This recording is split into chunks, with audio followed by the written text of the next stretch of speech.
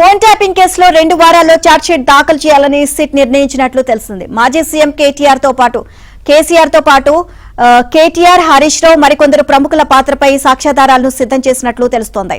ఇక ఛార్జ్షీట్ దాఖలు కోసం అధికారులు సన్నాహాలు ప్రారంభించారు. సిట్ చీఫ్ నిన్న దర్యాప్తు బృందంతో సమావేశమయ్యారు. ట్యాపింగ్ వ్యవహారంలో కీలక పాత్ర వహించిన ఒకరిద్దరిని ఛార్జ్షీట్ వేసేలోపు అరెస్టు చేసే అవకాశాలు ఉన్నట్లు తెలిసింది. కొత్తగా మరో 5-6 పేర్లను నిందితుల జాబితాలో చేర్చనున్నట్లు సమాచారం.